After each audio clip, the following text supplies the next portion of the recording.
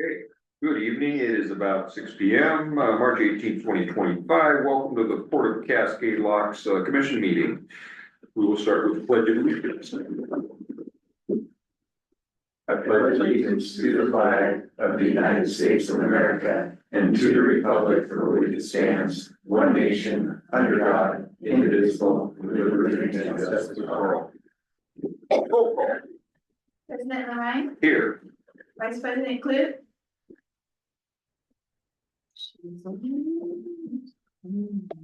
I'm here. Sorry, I couldn't find my mute button. Commissioner Nance. Here. Commissioner Peterson. Commissioner Dodd. Here. All right. These are the additions and changes to the agenda. Okay. All right. Thank you. Consent agenda. Approved minutes for commission meeting from January 21st, 2025, and February 18th, 2025, and annual planning session on February 12th, 2025. Ratification bills in the amount of $281,066.26. Approval of payroll for February 19th, 2025, in the amount of $32,628.72, and March 4th, 2025, in the amount of $32,287.42. I make a motion to approve as stated. Do we have a second? I can second that. We have a motion and a second to approve the consent agenda as stated. All those in favor? Aye. I Okay. Motion passes unanimously. Public comment. Is there anybody in the public or on the screen that has a comment?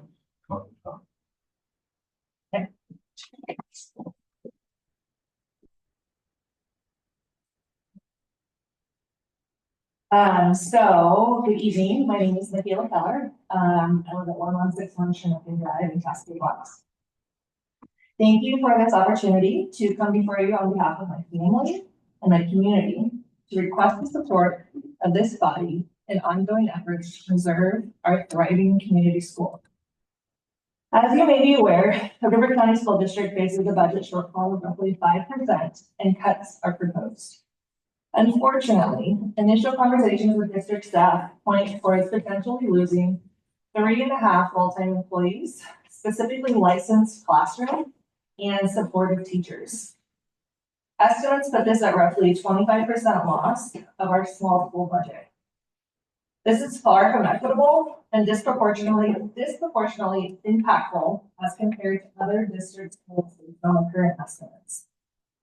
If adopted, this would greatly impact our school, resulting in the return to blended classrooms and the loss of additional supportive teaching staff. On behalf of our community, I humbly plead with this commission for your support. Please help our efforts through your pursuits of any and all available avenues as we collectively work to maintain our thriving communities.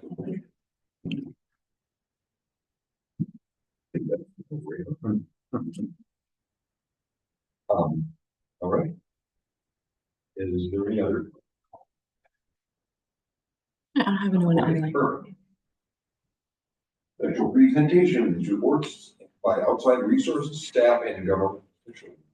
For God's update, David McCurry. Yeah, he's online. Excellent. Can you hear me? Thank you for coming up. Can you hear me? Is that thumbs up? Yeah, very good. Okay, great.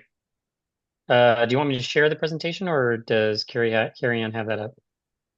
I have it, but I can have you share. Okay.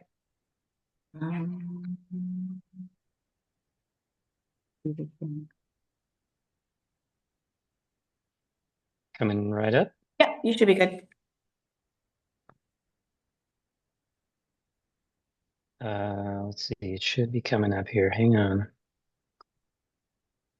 Okay, sorry, I'm gonna go back up. Can you see my screen? Yeah. Yep.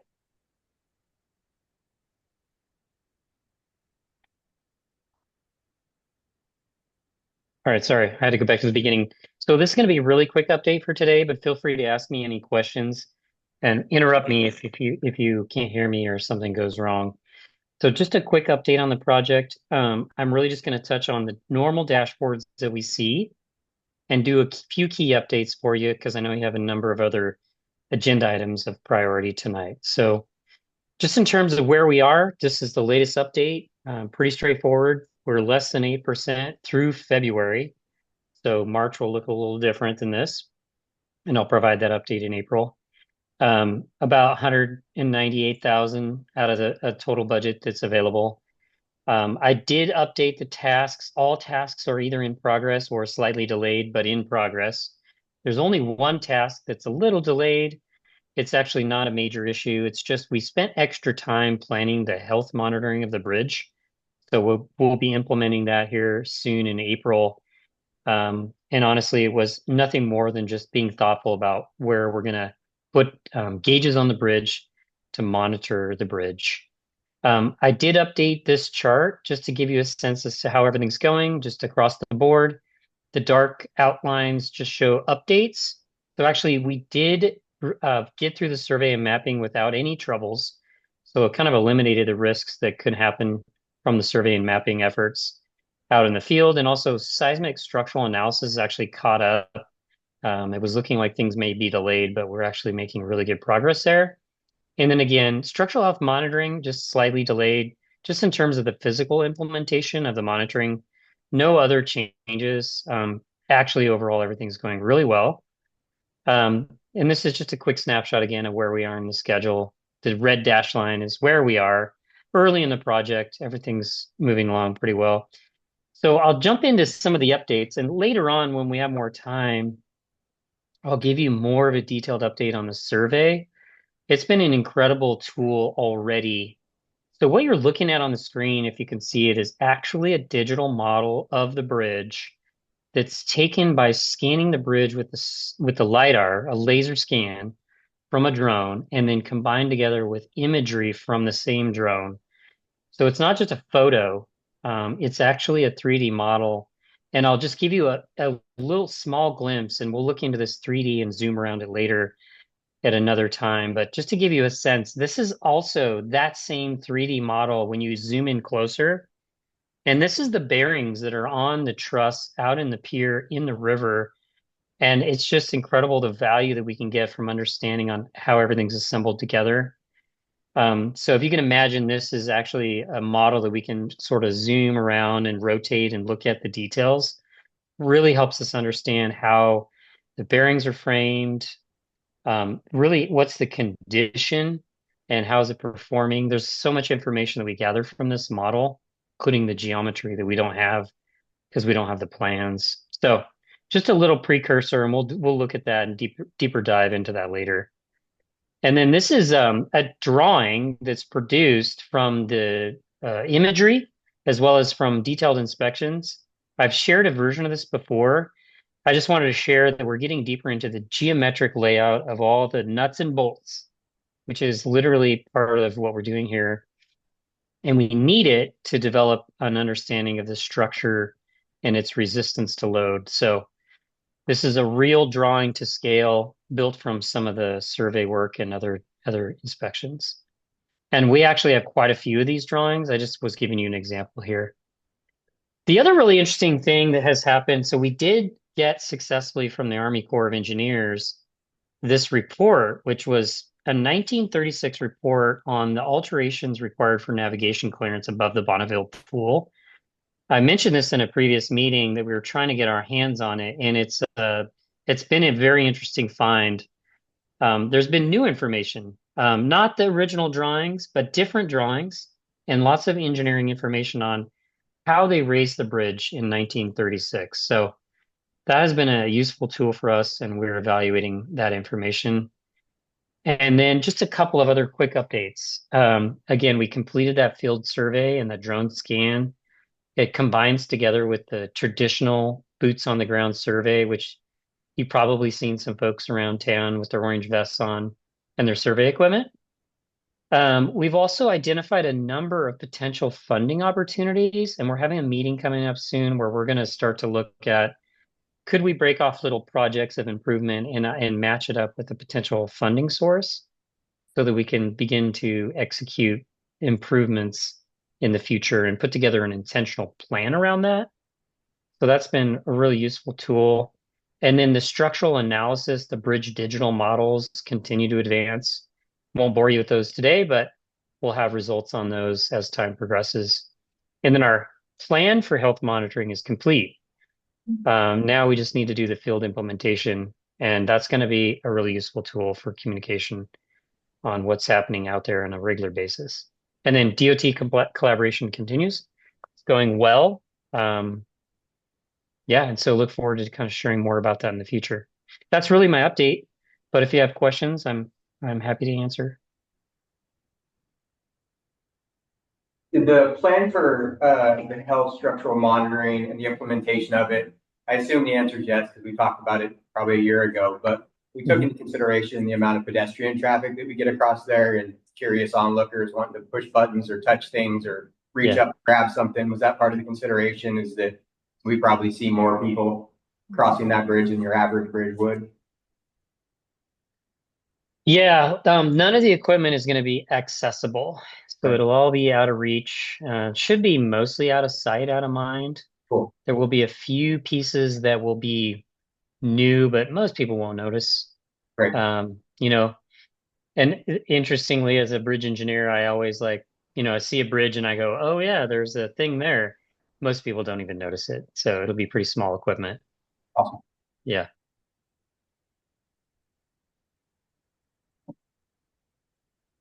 Other questions? I guess from the digital pics that you've seen so far, is there anything that you're super excited about or anything that has given you just immediate concern? No immediate concerns. Um, yeah, I continue to be amazed. And, I've seen the bridge a lot over the years, right? I continue to be amazed at how unique the bridge is in the way it's detailed and assembled together. That's probably the biggest aha. It's just, it's its own unique thing. And that can mean different things, but no new concerns. No new concerns at all. Mostly we're using it to do this digital twin structural modeling so that we then do a lot of mathematical modeling of the loads that get applied. So yeah, it is really useful though when having conversations about, that one part of the bridge that we're thinking about, and we can just open the model and click on an image and zoom in on it, and you just it's like you're right there. Super useful. And it's better than the inspections that happen every 2 years, because those are like one person out there and they might be able to squeeze out a camera while they're climbing and take a up close photo, but this is all around everything. Yeah. Yeah. Yeah. I noticed in that photo that you showed that kind of zoomed in on the scan. Apologies if you said this and I missed it, but those like black dots that we saw, is that mold or is that just like an element of the resolution of the scan? Interesting question. Was you talking about the overall scan or the zoomed in scan? Zoomed in. Mold. Yeah, that's mold on the bridge. Yeah. Yeah, it's just mossy, mold on the concrete. Yeah, good question. There's some areas that have lost paint, but there's not severe rusting. Those also kind of look dark in the imagery, but when you zoom in and you zoom around it, it's actually rust colored. Gotcha. Yeah. So we need to get someone on a bungee cord and have them throw some moss killer down on that stuff when they run past it. Or if you like the moss, you can have someone spray paint some more on there if you'd like that. I guess that's a question that brings up for me is with the moss, like obviously it would be growing inside of the concrete. Would that actually be a negative or would actually hold it together better? No, the moss on the concrete is not an issue. Concrete's pretty dense. Moisture penetration from moss is not like an ongoing problem. Okay. The concrete is fine. The steel, and I mentioned this to Jeremiah, recently, one of the best things you can do is clean a bridge with like just pressure wash it. And it kind of gets all the junk that collects from the roadway down into the lower portion. So like in my picture here, junk from the deck will fall down and it'll get kind of caught. So it's a good idea to go through and just kind of pressure wash it out. But the Bridge of the Gods, fortunately, is in a very windy and rainy location and actually gets cleaned naturally. So there isn't any major issues with that, but maybe in the future, if we do a painting project, we'll be able to clean out some of that. And not a lot of moss collects on the actual steel. It's mostly just kind of debris. And then when the debris collects in certain areas, it sort of retains moisture. And that can be a problem long term, but it's not like a short-term problem. Nice. Okay. Yeah. Good Thank you. questions, as always. Thank you, Albert. Thank you, David, for the report. Did you find anything interesting in the 1936 report? That kind of stuff? Yes. New information. I'm gonna just say ... TBD because the report tells a story about how they raised the bridge, but what's out there today doesn't match the story exactly. So the drone scan actually gives us real information about what it is today. And that means like the steel pieces and parts, and it also means the geometry and how it's shaped. So the 1936 report suggested what might happen when they raise the bridge, but what actually happened is a little different. So we're kind of investigating that and determining what that really means. Some of it may be true, and some of it may be just they kind of thought that's maybe how it would go, but not how it actually went. We don't have any documentation on how it actually went, but we do have the bridge out there today, so we can analyze it as it is. So good question. Yeah. Thanks, David. You bet. Always happy to share. Yep. Take care.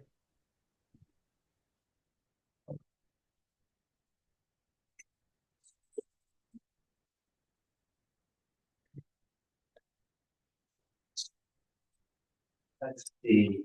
I attended the Forest Service meeting regarding the new revised forestry plan, just to check to see if that's going to affect us. They do have some plans how they're going to manage their forest. This is national forest throughout Oregon, north and south, but for the most part, we're unaffected. So what that means as it relates to substantial changes from how they manage like thinning or preservation or anything like that. We kind of stay in the status quo here. So that's good. And then side thing, for those who are interested in getting to know more about an update as it relates to the climb trail project that's being built by Northwest Trail Lines, I'll be doing a pub talk, also known as a TED Talk.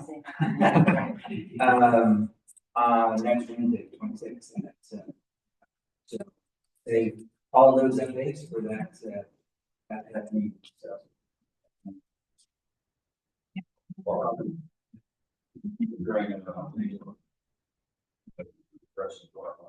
Yes, yes. Okay. Rob? Let's see, we have the Stern homecoming coming back, March 29th. An event going on, down by the dock from 3 to 5 p.m. Saturday. Looking forward to the start of that tourism season there. Also, Main Street Cascade Locks applied for downtown revitalization grant recently, so that's in the works, and we should hear back soon whether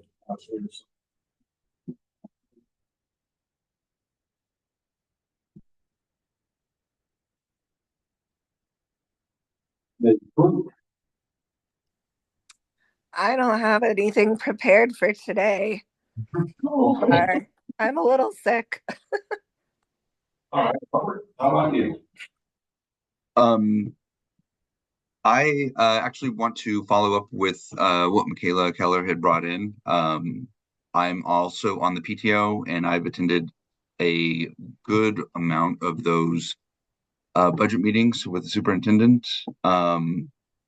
They are claiming that this, budget cuts are, going to be have equity as part of their cuts. But from what we've been seeing, our school is going to be really hammered hard. Losing 3.5 teachers or 3.5 full-time employees whenever we only have 11 is a quarter of the professional educators that we have at that school.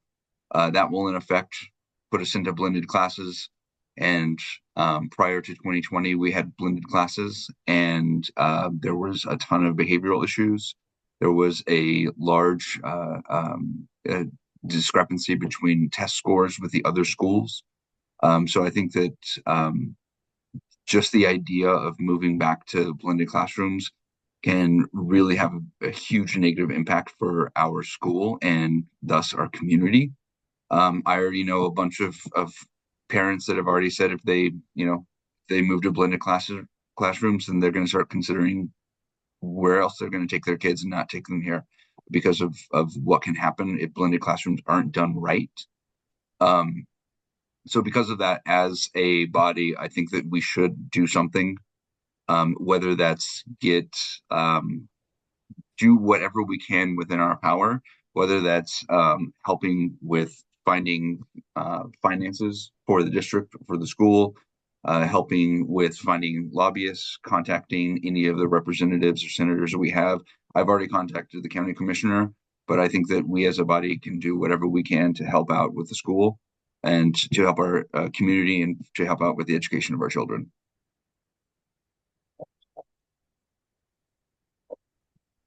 I'll follow that up with, I have nothing. I have, one meeting a month, and I did make it to that one. It feels pretty good. But, I at least made it to this meeting. It was a little scary at moments trying to get to it, but we're here.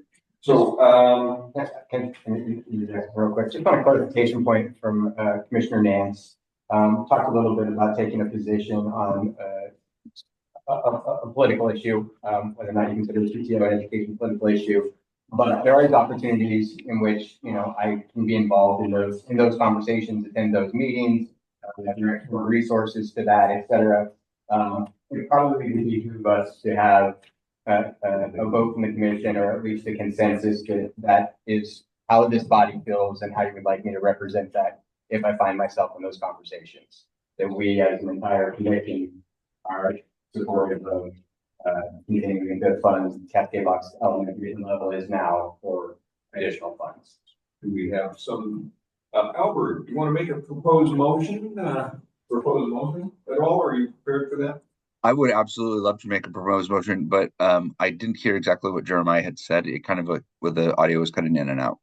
I think a general consensus would probably be fine, that we are in support as an entire body that would include all the commissioners in continuing to fund the Cascade Locks on its current levels or additional levels. I think that gives me clarity on supporting your guys' views if I find myself in those conversations, which I'm starting to find myself in those conversations. Yeah. No, we absolutely need to do anything and everything we can to make sure that we're supporting the children of our community. Yeah. I think we need to start with hammering on the school district because, as they noted, we're always disproportionately impacted for the amount of, what they do to their school. Theirs is like, let's cut, look, they don't propose cutting lacrosse or any of their intramural things. They're cutting right to the heart of our schools, and they've done this for decades. Everything from even supporting to busing. Well, first we're not. Your kids can go to Hood River if you can get them there, and then they said, "Oh, we're going to provide a bus," and that was kind of how they began to degrade our K through 12, and slowly, and then everything they did made it worse for our kids and made more parents pull their kids out of the school, which made the numbers worse. So it was just, they've always disproportionately, I hate to be talking like an old schooler, about being the redheaded stepchild of the county, but certainly at times it does feel that way when, they always come around to us when it comes time to vote on school levies because they need our vote. We are the only other, incorporated city within the county, and we're growing much faster than they are. So, we definitely, need to keep our elementary school at the very least, moving the way it has been. Chairman, do you want a motion for? I think consensus is probably fine. Seems like, Carrie, are you in support of that? With the position of the board is continuing to fund cascade lots in current levels or additional levels? Yes. Okay, cool. Good news is now we have a really great relation. There's not a lot of overlap with courts in the school district too often. Right now, we have a really great relationship with them. They've been a fantastic partner to us in the warming shelter and in the places where we have had some of that overlap. So good news is the relationship exists between us and the school district. There isn't always times where our missions sort of align, but I do have the opportunity to be in some of those meetings, and I think pretty clearly I can state your guys' opinion. So when it comes up, we'll make sure that the board is served. Thank you. All right.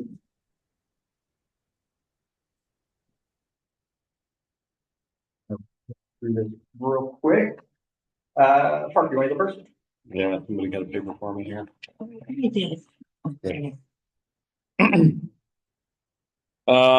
Big ones, I'll just touch on the big ones here.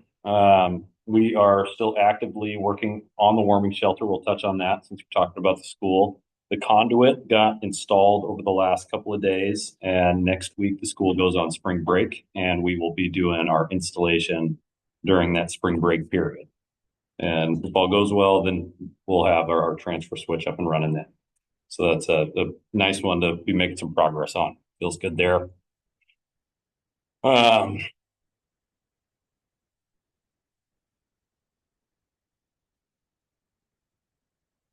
We've continued on our park cleanup, and we've been doing some, apologies, I was not ready for this one. Park cleanup, and we're about 80% complete. Some of the stuff we won't clean up, we'll wait until we get one more storm that are kind of in the off areas. Guys have been working super hard there while also doing some drywall and indoor work when weather permits them to be inside and not outside picking stuff out.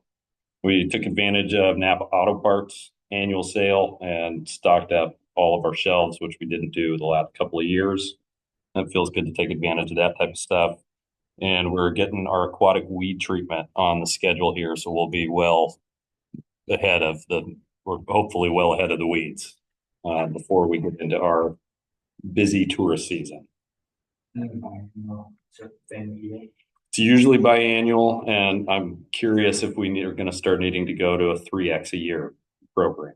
Last year we did 2x. We did one midsummer and one later in the year, but we were just seeing those weeds actively grow. We're trying a different product this year in the form of a granular that won't get swept away as swiftly, and we'll hopefully see some better results with that long term.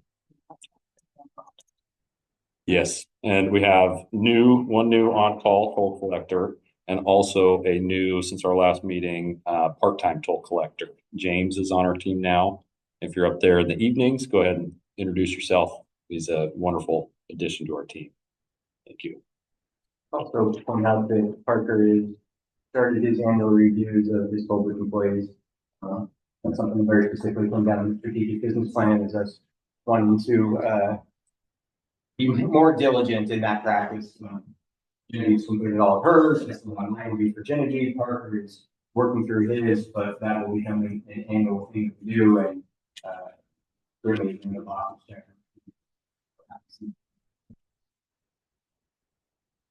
Yes, sir. Sign bridge, there was there that we just installed in. Yeah, I'm not sure why I have that on there. I confused myself there. I'm not entirely sure how that ended up on there. Yeah.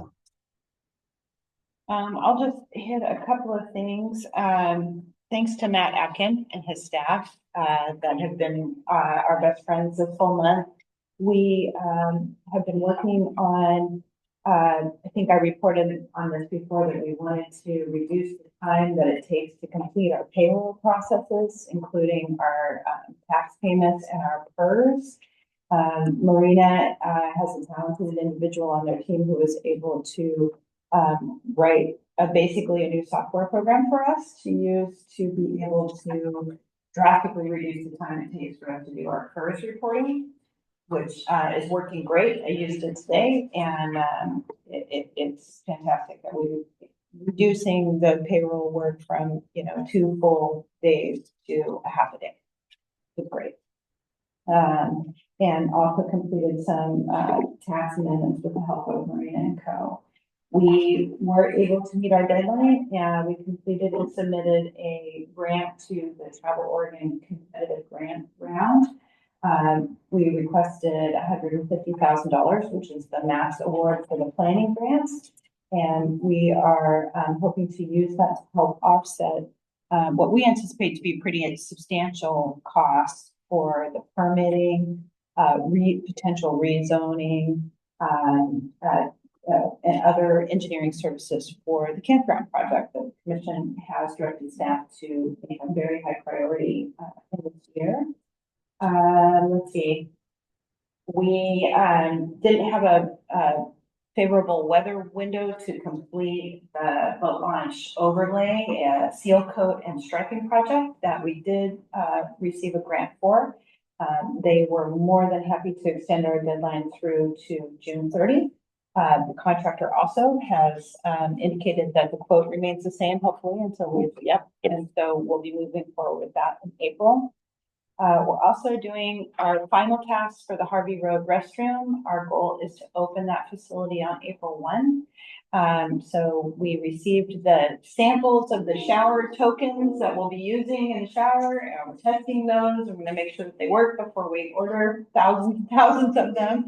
And we have some concrete finishing that we need to do on the building for the ADA access into the bathrooms. But after that, we'll be able to wrap that project up. It'll be done. We heard through the grapevine, although haven't heard the official announcement yet, that our Forest Service partners were awarded. I don't know if you've heard anything, Ted. Okay. We heard a rumor that they were successful in their grant application to finish the parking lot, install a restroom, and trail information kiosk at the climb trail trailhead on Wyeth Road. That is something that we really wanted to have happen so that once the trail work is completed and we have an actual nice place for people to park, use the bathroom, stay off Wyeth Road, and it'll be safer and more pleasant experience for what truly is a destination. So we're excited to hear about that and waiting for the official word. Thanks to Parker's diligence throughout the year, we did receive the final payment and contract from the FEMA award for the sewer pump repair that was related to the damage that was caused during the January storm. So that's nearly $41,000. That's in the bank thanks to Parker. It's a big win for Parker. $41,000, first grant, it's a federal one, it's FEMA. Nothing about that was easy. So good job. Yeah, that's great. Really, really good job. And then let's see. Also started a new local government grant program application for their small grants, which are due May 1st, to fund the installation of a new restroom in Marine that would serve the east side of Marine Park, the marina, and the swim beach. That would lessen the impact of the restrooms in Ixtapa, no longer being available to the marina people. So hopefully we'll be successful in that. We'll have another restroom facility on the east side of Marine Park. If we don't award that grant, what would be the completion date of the operation? Oh, that's a good question because we wouldn't hear the awards until September. And so I would, we'd have to go through a public quote process, but it's hard for anybody to beat the agreement that the state has with the CSP, which is the prefab restrooms that everybody in the state buys. And their turnaround is 180 days from the date of order. So, kind of probably a year. Next year, probably. Yeah. That was a project that was, when we moved Ixtapa into that building, we moved the stern wheeler into that building. the marina lost access to that bathroom, so we added the porta potty out there. We had a few tenants that were dissatisfied with that. I think someone came to public comment, or at least submitted comment to it. Under the direction of the commission was to continue to look for ways to potentially fund a restroom down in that area to replace that. This is sort of the first one we've seen as an opportunity, so we're going to go after it. As that sort of comes together, we'll come to the commission more and talk about where the matching funds would come from, et cetera. But first step, let's see if we can put our best foot forward and get the grant. And one last shout out to Carrie Ann and Parker both, who were able to determine that a few of the, how do I describe these communication lines? Dead phone lines, dead Basically dead landlines. phone lines that we were paying for and not using. Those guys did the investigation that we needed to do to discover those, and that's saving us $333 a month now on our utility bills. So we're continuing to kind of look at all of our bills and really go through what is included on each invoice, and do we really use this service anymore? Do we really need it anymore? And I think that's the biggest treasure hunt we've had so far in savings. So great job, Carrie Ann. That was awesome. Yeah, it's our most recent staff meeting that became one of the most, a point that we are all focusing on, right? And it's gonna lend itself into budget season as well, right? Are we using the things that we're paying for, and do we actually need those things anymore? As we've moved ourselves more, advanced our technology, we're finding there's things that we don't use quite as often, software that we didn't necessarily need to use. So we'll see that start to get brought up in the budgeting season as well. I think you'll see some categories where, well, after you guys had this much budgeted, and now it's considerably less, and we're making a concerted effort to do that. So we'll see that as well. But yeah, that was the first good find we're excited about. So we're celebrating those wins every week. Who saved money? But increasing revenue is also fine, Parker. Thank I think money is just as good as not spending. She also had on here, acquired the ODOT permit for the community-wide garage sale, and I don't think we'll meet before that community-wide garage sale.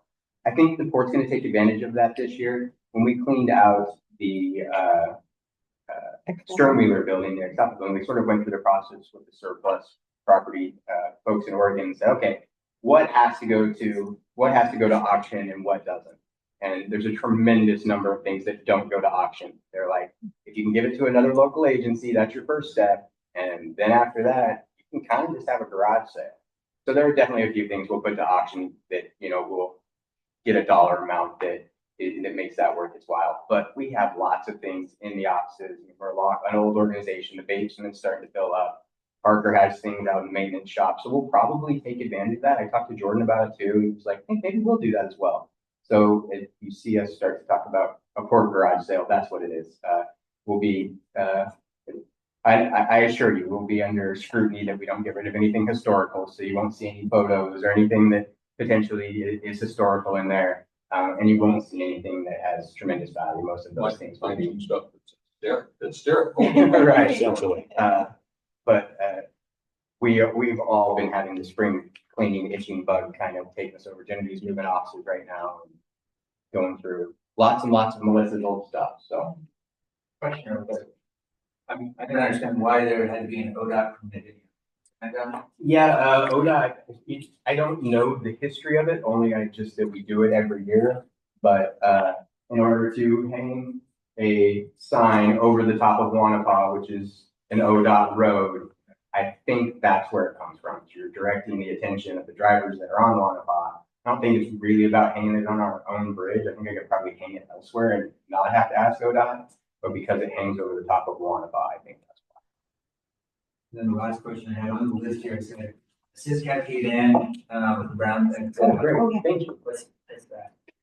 So we applied for a brownfields grant from McKed, which is really interesting program because there's no money exchange per se, but there is technical assistance exchange. So McKed has a contract with Stantec, which is an environmental consulting firm.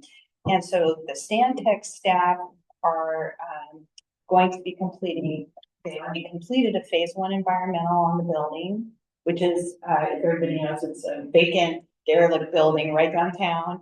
Definitely one of the targets for the downtown revitalization effort. The business owner is really motivated to demolish the building and construct a new building there with a new business.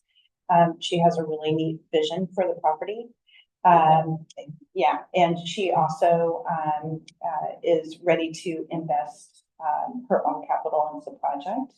And so the Brownfields grant will pay for a phase 1 and a phase 2 environmental, some planning, some help, technical assistance with permitting, and then even sort of some looking forward business planning, and land use planning for the future.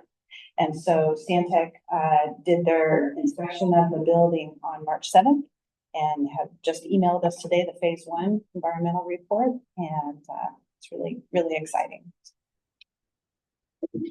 Sounds like the wheels are moving forward. Wheels are moving forward, and we have a motivated landowner building owner who is really wants to make progress. That building actually, there's the other two business, the lock salon and the other one, which that's actually separately owned, correct? But they have adjoining roofs, so I'm assuming they just, and I think it's more almost just a breezeway, so I'm assuming they just chop off the edge, chop off the roof and do a little bit of patchwork and. We'll know at the end of the report. Yeah. But you'll know that through the Stantec's work. They'll be able to tell us what structural needs are there. Cool. Well, that's not something I'd anticipated, but that's a good, that's a good step forward. Absolutely. It's in the downtown zone. That's our new development code for the downtown zone. Which, Should be easier, hopefully. those buildings. Yeah. On timing, a quick question on timing. The McHead staff, and this is also, I want to acknowledge the work of the River Energy Council. So Lindsay is the McHead staff that's really helping us move this through. And she very kindly accelerated some on this project. We had and they moved it up to like literally 2 weeks to get started for us so that we could potentially have a chance to apply for grants or other programs during this fiscal year. So we can stand like work will be done by June. And we hope that we'll be able to help the landowner find other help. And she's very, very motivated and really, really excited and feeling really positive about the future. I'll say that's pretty incredible. I think the fact that porters realize we don't have to do everything ourselves, but we have a very big part in facilitating. And I mean, that Brownfield grant, that's a stroke of genius, and our help with that is instrumental in getting her to do something with that building that's becoming, it'll be a very important part of our.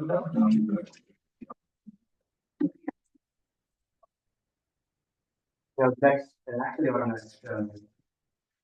that banner for countrywide or for the garage sale. Next time you see the mayor, ask her. She's the one that does all the heavy lifting on the garage sale. She's the one that comes to us and says, "We need a permit from ODOT. We just fill out the paperwork." She might know this. So she's actually on. She may know more than we do actually about why we have to do that. But I assume it's on one spot. Yes, thank you, Jeremiah and the port. This is Brenda, and I coordinate the garage sales, and we are required by ODOT to permit the banners on the bridge every year, and the port has always done that work for me, so I'm very grateful. And then they also hang it for us in the community, and I'm grateful for that. So the garage sale days will be April 25th through the 27th this year. And hopefully last year we had like 33 homes that participated. So hopefully we can beat that goal and have a good community event. Thanks, Mayor. Thank you. The legislative update for Dan, revised the letter of support for the city of Cascade Lock feasibility study. That was for the new city hall. Last time Jordan was here and asked for that. Yeah, another again for us. Letter of support for the rigging grants. I got those from PCTA and Friends of the Gorge. Went through OPPA legislative reports and bills. So OPPA goes through every year and looks at any bills that may have some sort of impact on ports. A lot around dredging this year, but mostly had to do with the coastal ports. We had one that would touch us this year, which was the recreational amenity bill. It looks like that's going to get through. without much pushback. So not a whole lot this year that has a direct effect on ports. We were also able to attend the SDO legislative reception down in Salem, Capitol.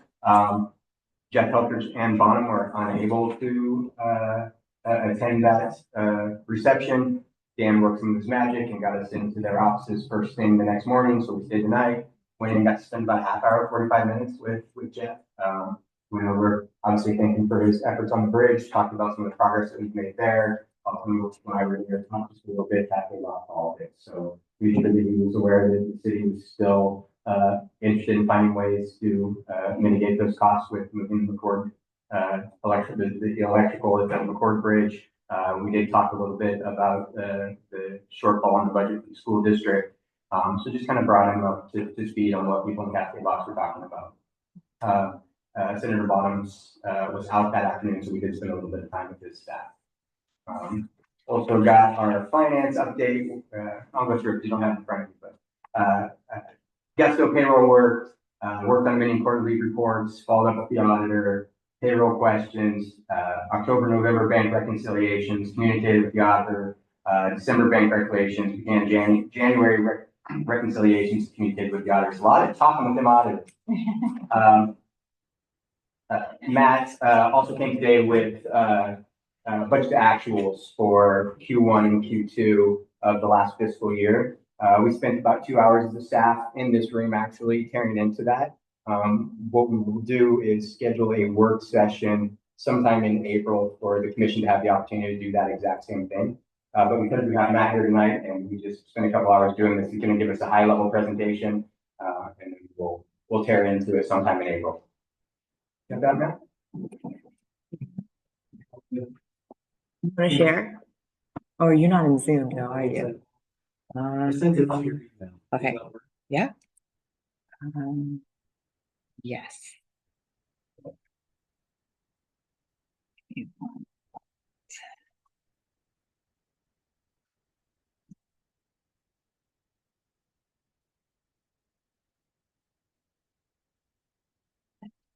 Here.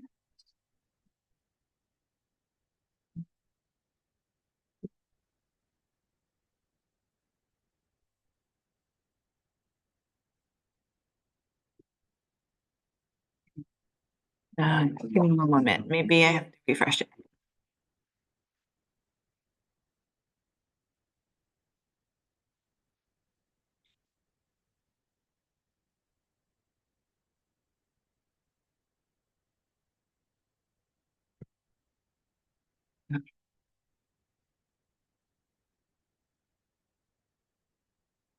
Okay, give me one moment.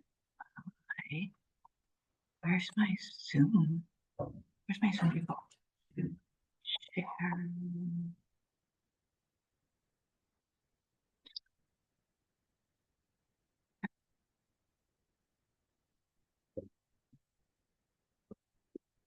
Try to share it. Really? No, this is the actual like. Where's my Zoom? This is the actual like presentation.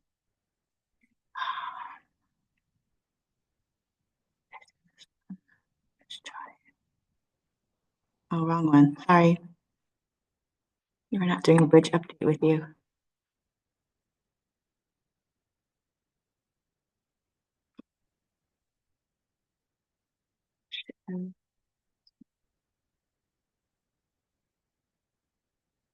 Right?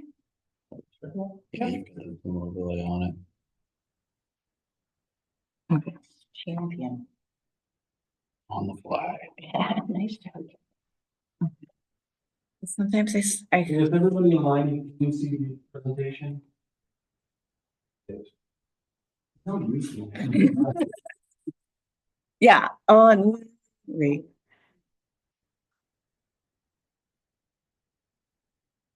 Albert, can you see the presentation online? Let's go with Carrie.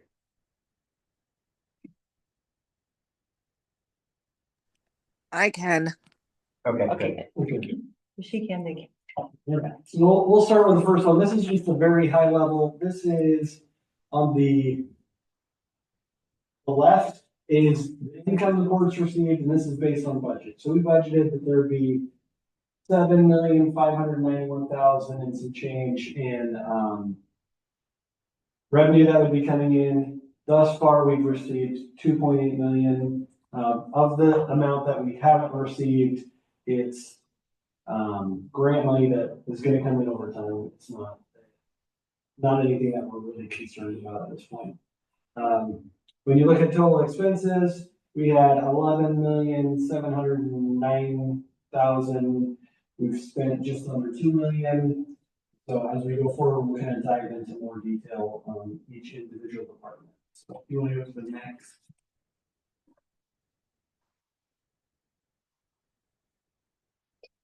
Right. There we go. Admin department. So this breaks it down by department, admin department. We've brought in 219,000 of the 250,000 in income. A lot of that is interest revenue, and it's already come in so high that it's brought that number up considerably. Then you can look at the personnel services. We're less than 0.5% spent on personnel services.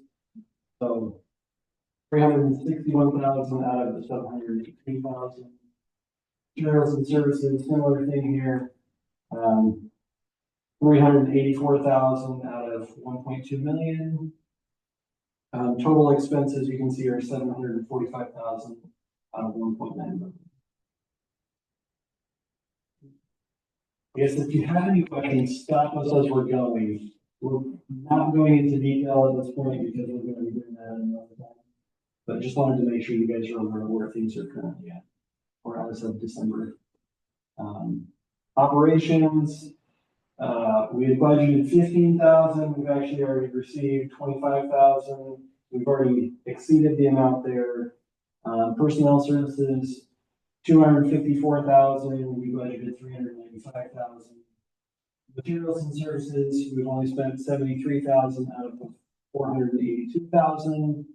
We haven't spent anything out of the capital outlay, so total expenses are 326,000 out of about 1 million. Great. Next. Income 1.7 out of 3.2. About half, a little over half actually. Personnel services are lower, 127,000 out of 303,000. Materials and services, 108,000 out of 490,000. The total expenses of 236,000, while budgeted 793,000. Commercial properties, income is 524,000 out of 954,000.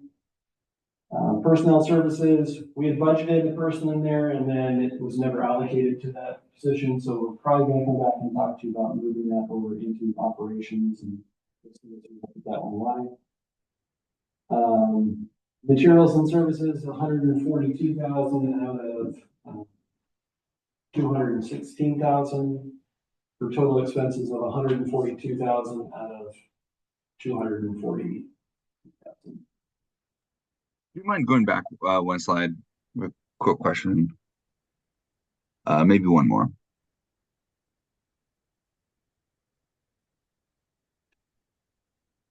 Are there, this is probably a question more for Jeremiah or for Genevieve, but whenever we see that, say like with the bridge or like any of these things where we're significantly lower than what we projected from a budget standpoint, especially going halfway through the year, if there's anything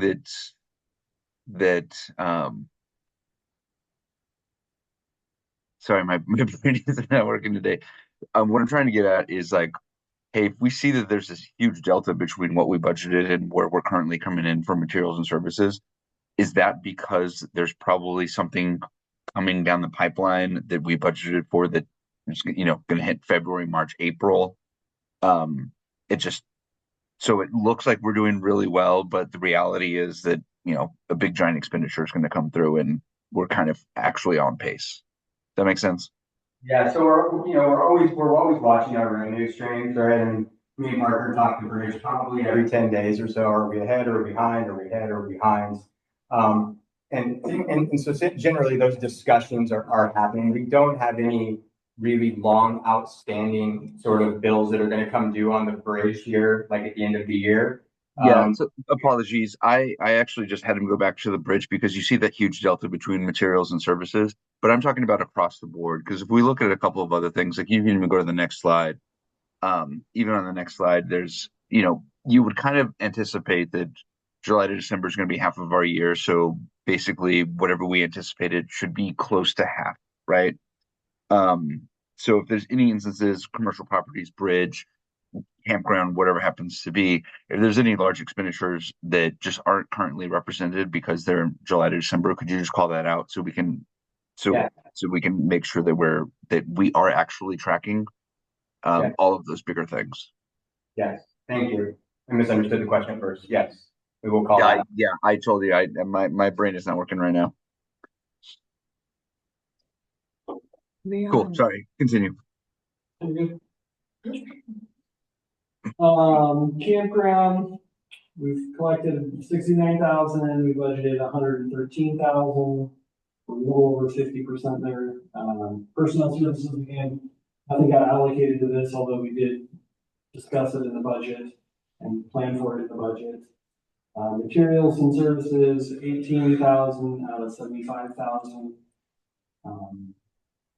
And then a total of 18,000 out of 100,000. So the campground on materials and services, we have in our budget to potentially upgrade or at least do a fairly decent assessment of the electrical that we have in the campground.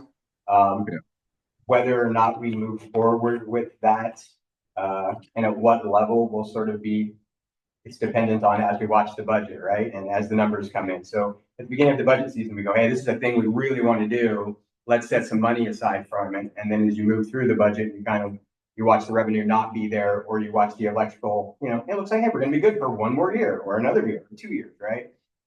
You start to make those sort of assessments. And I think Parker is probably going to make that assessment in the next month or so on whether or not we break another $20,000 into materials and services to do some upgrades on the electrical. It's in the budget, it is there, but based on basically the way our financials have been presented fairly loosely, at least since I've been the executive director and potentially even before that, we have walked a tightrope of somewhat building room in our budget to deal with expenses we didn't see coming, as well as been fairly conservative in our spending. So there are many times where I put it in the budget and go, hey, this is going to be great if everything lines up.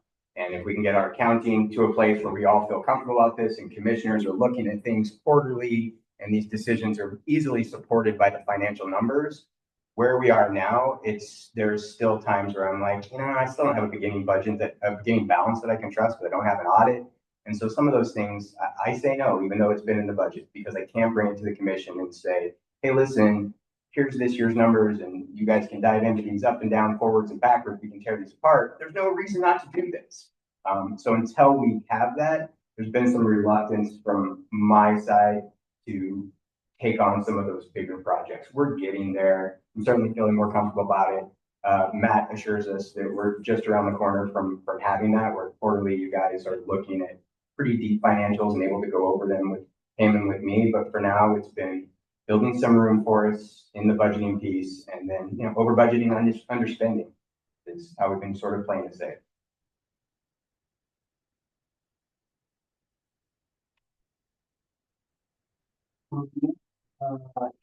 You're going to look at this and go, we haven't hardly got any income. That's because we built a marina in January. You'll see that increase. Again, personnel costs, we didn't allocate anyone there, so that's going to be different. And our expenses are 7,000 out of about 20. Materials and service for a total of 7,000 out of 45.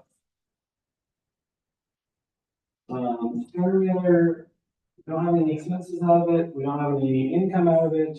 So currently it's just a wash. We did budget that we would receive revenue, but it sounds like things have not turned out that way at this point that we will see it or not. Under question. And then materials and services, just haven't had any expenses and haven't put any money into it. Events, you can see events are doing amazing. Of 150,000, right down 109,000 in just the first 6 months of the year. Personnel costs are still low in comparison. It's less than 50% at 53,000 out of the 123, and then expenses of 16,000 out of about 19,000. Total of 59,000 out of 143,000. For something like this, like events, for the income, we're at 108, basically 109. Do the weddings pay up front, or should we anticipate when the wedding season starts here, April, May, that those dollars would be part of like the next 6 months? The weddings have a 50% deposit, plus a security deposit. And then their final is due, I think, within 30 days of the wedding date. So yes, you'll see final payments on those weddings that will be occurring before June 30th. But this amount is not including anything that's paid in advance that isn't actually. This is all earned. This is all earned revenue. So we have a separate category of unearned revenue that's a liability on the books that adjusts each month depending on who pays and who actually has events. So then this 109 would represent everyone that has paid in full from July to December, or all income in full from July to December. This will represent everybody who played July through December for their wedding and had their wedding, and we earned that revenue, so now we can say it's our money. Right, exactly. Okay. We wouldn't include any money from somebody who showed up in December and put half down and said, I'm getting married today. Okay. Or something like that. Right. Okay. Cool. For sponsored events, we budgeted about 15,700 in revenue. We've received 11,000 as of December. We had expenses of 10,800 with a budget of 27,000. That's the total expenses from that. So core sponsored events is the 4th of July, and it is also the Bridge of the God's 100-year celebration. That is why you see that resources, or you see it's more expensive to run that department than it is. It doesn't generate a lot of revenue. But that's where your $10,000 went to the Bridge of the God celebration. So they still have some funds they haven't spent as well. Then development grants, you can see we've received some of the grants. We haven't earned all the revenue because a lot of this is dependent on when we actually do the work. Again, we've received a grant, but we recognize the revenue as we actually go through and spend the grant. And so you'll see that that's going to increase as we continue the bridge project. So right now there's just 25,000 that's been spent out of there, but there's considerable amount for both the bridge project, which is mainly materials and services, and then capital outlay, which is the 2.4 million that is discretionary. And so if you see that there in the capital outlay, right, you'll see that we don't have the cold storage that we put into the Flex One building. That hasn't hit that we didn't hit these numbers until after the first year. So the next update, you'll see some of those things in there that are not currently reflected out of your 2.4. Non-allocated, this is debt service contingency. The debt service we've paid 355,000 out of the 1.27 million. Contingency, you can see it is actually decreased because you can remove some of that and put it into operations in November. So that's one of the things. You'll never see anything spent out of contingency, or you shouldn't. It always gets moved into another category. So total expenses are 355,000 out of the 1.2 million. You can also see there's 1.56 million that's reserved expenditures. And there was also 3.1 million that was unappropriated under the fund balance. We just wanted to make sure that we're. And then the last one is just kind of a reading of the first one to bring it all back together. This is where it's at. You can see currently the port's brought in $900,000 more than it's spent in the year. So in a good position. And if we go through the year, we're gonna make sure it's. And again, I apologize for just the sort of high level on this, because I know it's something you guys want to tear into. We didn't have it until today, so it didn't seem fair to put it in the packet last minute and then come to an open session and make everybody dig through it. So we will get some more finite details to you probably tonight. I mean, we've got them, so we'll probably shoot them over to you tonight. And then we'll set up a work session. We'll come through here and go through our line item by line item. You guys can ask all the questions that we asked today. We certainly found things that, you know, we get miskeyed and miscoded, and that's something we do fairly regularly to make sure that everything's lined up to this, but haven't had an opportunity to do that with the commission yet, but high on the list and we're almost there. Good news, no major giant red flags, although Matt would be quick to point one of those out months ago if we had started to see one develop, so. All right.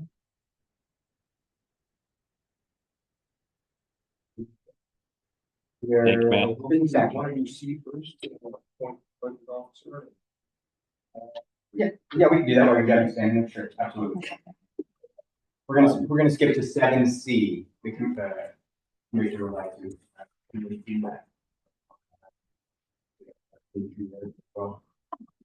That's everyone. Let me get to 7C. Since 2023, Matt Atkin of Marina and Co. and contracted report, bringing his expertise in financial oversight, compliance, and accounting principles, ensures that all necessary financial data is accurately gathered and compiled in accordance with regulatory and accounting standards. As part of this role, he prepares the initial draft of the budget presentation for the budget committee, ensuring financial documentation aligns with required guidelines. He works closely with the executive director to ensure that the budgetary decisions are accurately reflected and properly accounted for, while also supporting staff in maintaining compliance and financial integrity throughout the budgeting process. We have a recommended motion there to select Matt as the budget officer again for this coming year. This is something I forgot to do at the last meeting, so I apologize.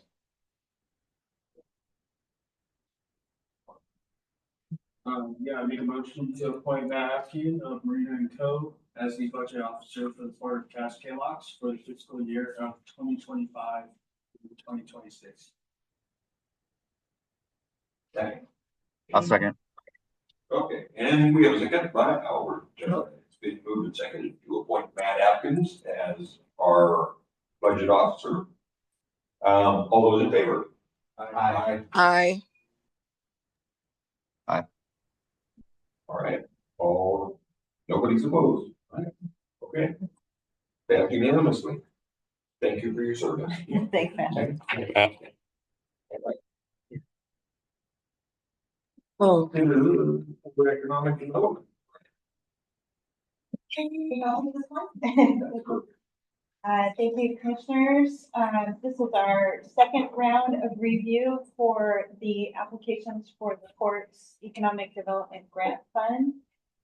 The last round was reviewed during your February 18th meeting, in which you funded 2 of the 3 applications.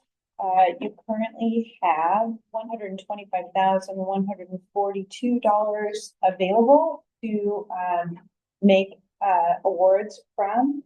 For this meeting in your packets, you will see the summary starting on page 12 from the team at McKed. And for the benefit of the public, I'll go ahead and read through the summary of the applications in the order received. If you want to, did we do last time? We did one at a time, right? Yeah, we did one at a time, one last time. And just a reminder to the commissioners, we set up sort of procedures and process for this last time we did it. We do have some of the applicants in the audience today and online. And we established that we have the scores. We're going to determine, move to fund those or not fund those based on the scores. You guys may have questions, you may have answers. Unfortunately, what we have to go off of is the scores as they've been scored by McKed, as well as the summary. So we'll start presented in the order that they were received. The first application for tonight is from the Cascade Locks Fire and EMS. They are requesting $17,425.99. Their project aims to enhance emergency response by adding a second command-style vehicle to the fleet while repurposing the existing rig as a trail response unit for improved access to difficult terrain. Specifically, the grant funds the radios for the new vehicle. The new vehicle will provide staff and volunteers with a more manageable option for incident response when larger emergency vehicles are not practical. Additionally, it will serve as a dedicated command rig for the fire chief, aligning with industry standards and ensuring more efficient coordination during emergency operations. The project aligns with the grant priority of public safety. As you'll remember, we have 3 priorities this year: downtown revitalization, recreation and tourism, and public safety. Stronger public safety aligns with the strategic business plan somewhat tangentially, but is needed for many of the goals to be met. And then the KED staff scored this proposal 34 out of 45, and you can see the breakdown of the scoring on page 15. Do you want me to go through the criteria? I would say just off the top of my head that, yes, the more that we're going to, we're developing more mountain biking trails and things that are going to, and related to tourism and public safety both. I mean, I think this is, in my mind, is money well spent.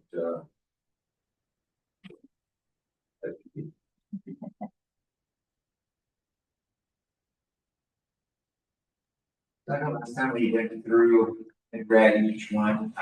I personally have spent a lot of time on the I see if we need to go through in great detail. I think Jeremiah's feedback and based on the prior meeting as well, kind of looking at the measurement. It gets into a pretty narrow focus. I'm just thinking in the interest of time, if it's possible to not have to read through every single one in a public forum, unless that's the protocol and procedure we do, understand that time. I feel pretty confident with it. I'm assuming that each of us have probably done read these and gone over them and read all the material and looked at the scorings. So I don't know. And do you guys want to decide on each one in order, or do you want to? I have two comments, I guess, before we get into that. So these are the most recent 4. How many are currently in the wings?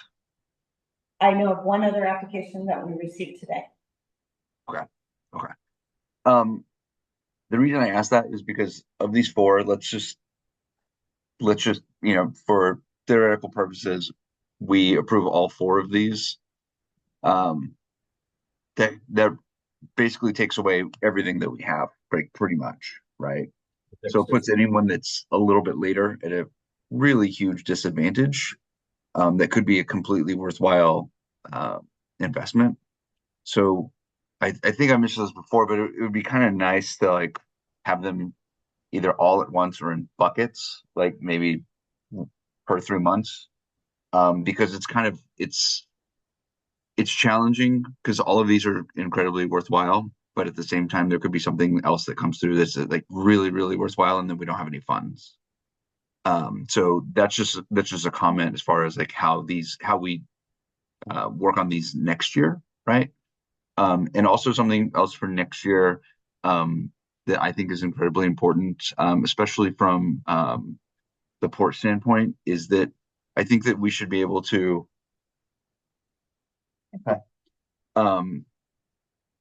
I would love to have a question in there that specifically asks how the entity has helped, how the grant or the entity has helped with the community aspect.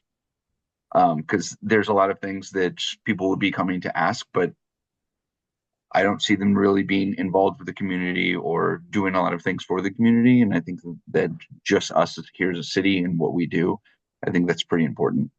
So I would love to have either a question or some sort of additional element that is specific to, like, what is your community involvement and how is this going to help increase that or enhance that? Just another food for thought for next year.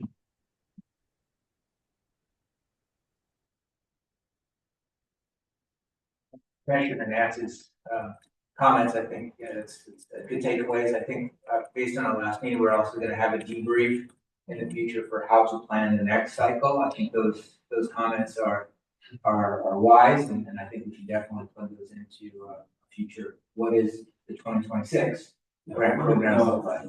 What is our timeline? So I'm assuming there'll be money in the new budget starting in the fiscal year, but what is the application timeline for it? And because part of it is, we had money, but it started late in the season, so everybody's scrambling to get their stuff in. But my understanding was that it's kind of on a first come first serve, and we'll award worthy grants until the money's gone. Right, and those issues are all connected, we wanted to give our awardees enough time to get their projects done, which is already a pretty short window. They have until December 31st of this year to complete their projects. And then they would have around February, March next year, 2026, to give their final report to you. That final report has to be given and accepted before they're eligible for applying for a second grant. But I absolutely agree with Albert. This is our first year, having it be sort of no hard deadline, sort of the grants are reviewed as they are received is not optimal, but it's what we wanted to do to kind of get things moving as fast as possible. So you said there is one more grant application that we received. Have a timeline on when that process. It would be in your April meeting. Yeah, yeah. So, there is always the possibility to, award which ones we want to award tonight and then kick the next one forward to be re-reviewed with the other one, if that's a possibility. You said. Yeah, we haven't dealt with that scenario yet. How that would work. I personally feel the Northwest Trail Alliance one should be granted tonight, just considering we've invested already in the trails, and then the other ones up for consideration tonight or the next meeting. Okay.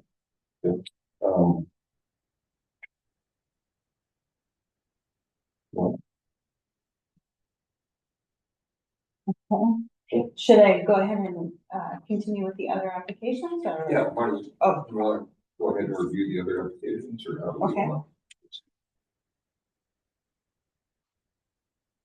Well, sitting here pondering one of the previous conversations, because we kind of, at the start of this, we were kind of in the situation of going, we wish we had everybody at the same time so we could all measure those out. And that wasn't possible. So we kind of just, unfortunately, went with the concept of first come, first serve a little bit as it relates to that. And then also, most importantly, when it comes down to these different things that we evaluate, is pretty limited as it relates to, we're only able to really validate or weigh in or make a decision on how these projects were ranked as it relates to fitting within our goals that we have set forth as it relates to our business plan. Seems all of these applicants tonight fit well and scored pretty high as far as, we had one last time that did not score well at all. That's a great point. So it's right.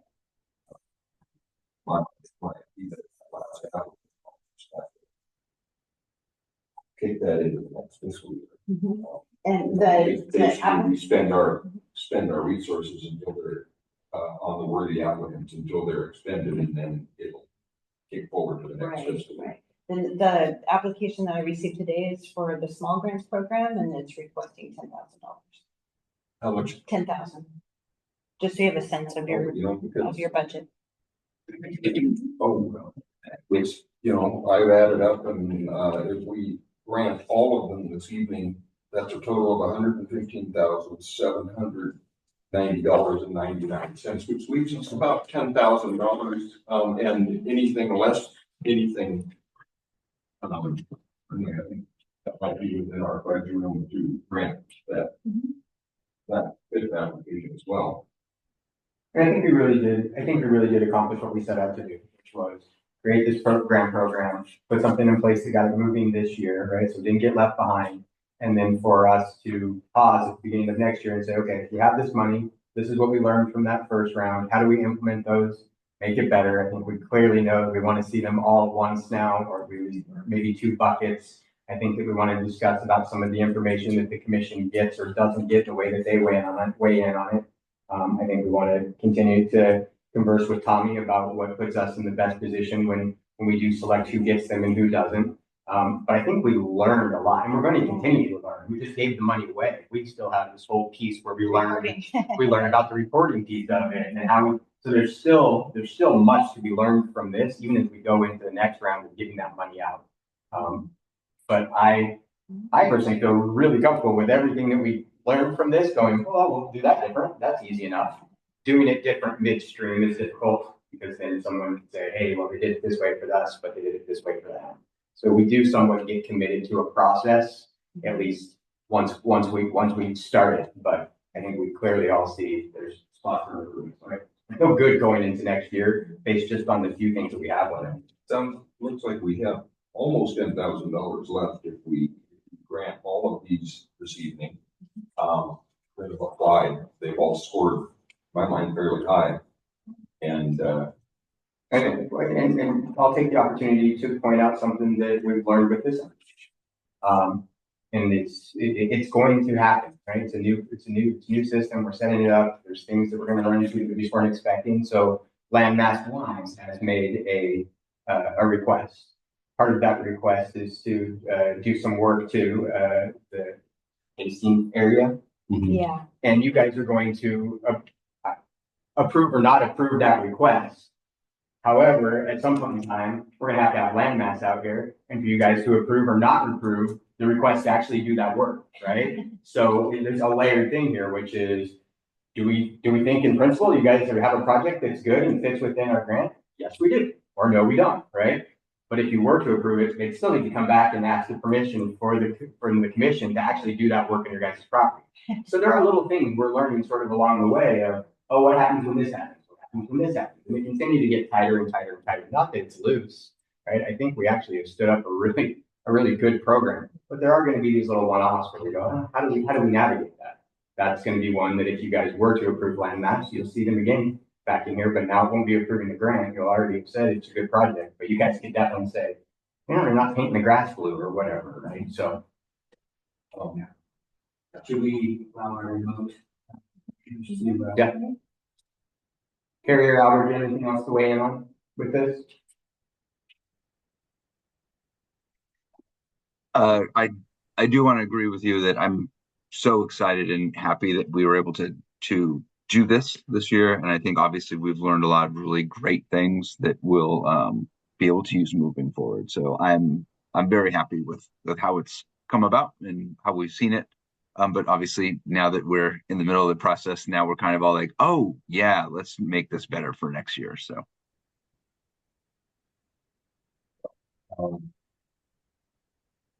I have can't to add. So go ahead. Carrie's got something. Go ahead, Carrie.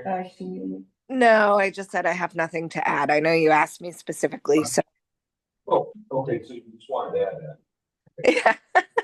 Yeah.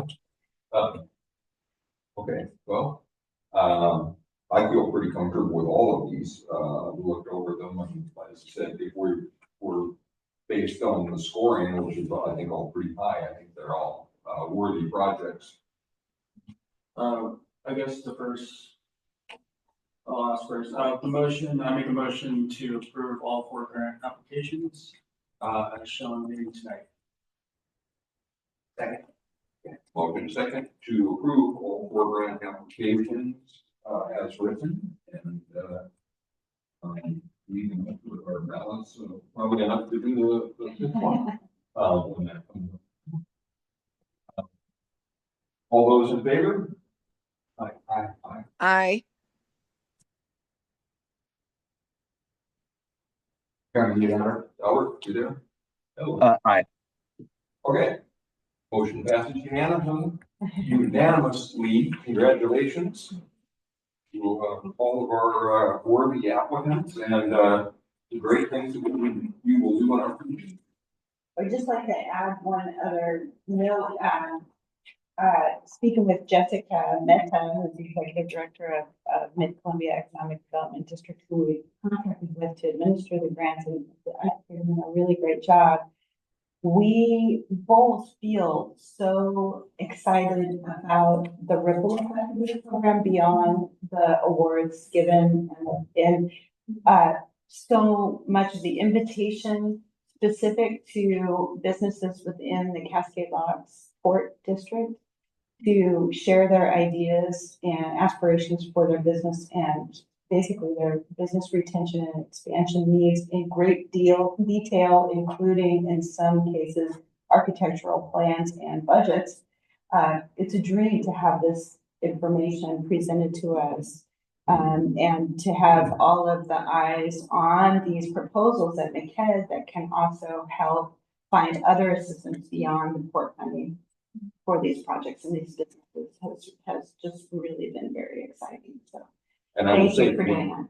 when we were at SDAO, far and above anything else, other ports wanted to know about the grant program. They heard about it and thought it was brilliant. And, we're excited about maybe cloning that type of a thing for their port district. So, yeah, it was great work, everybody.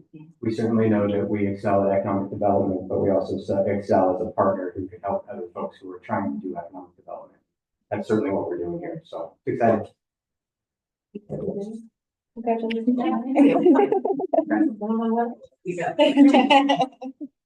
Next, consider resolution 2025-2 authorizing non-revenue bridge passage for Cowlitz Indian Drive.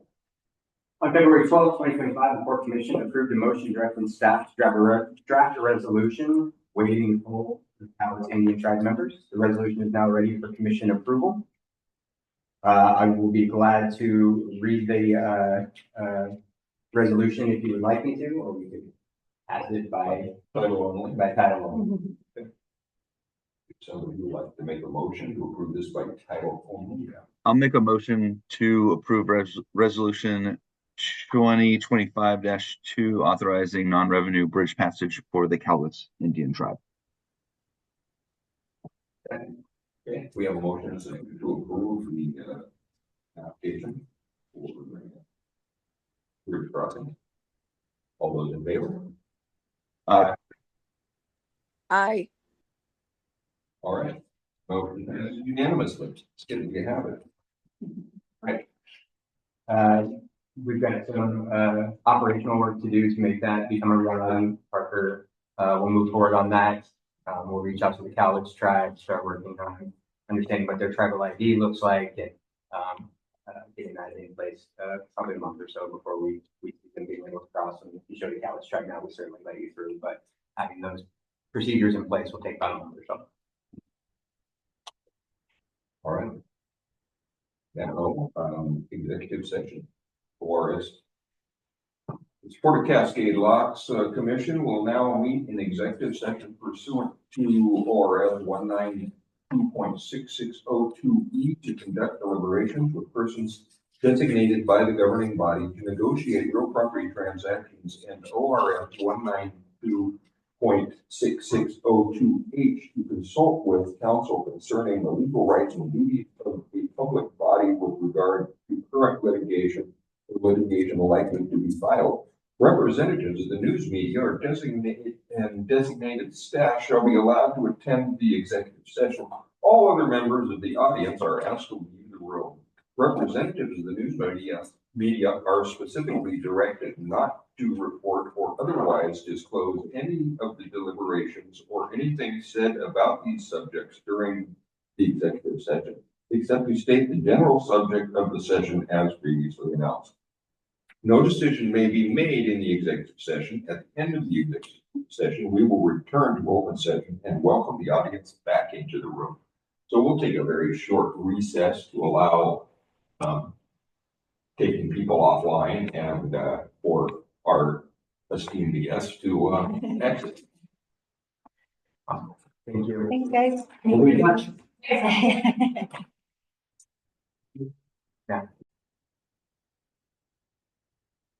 Welcome back. We had good deliberations. No action will be taken. With that, everybody have a good evening. We're going through here. Thank you.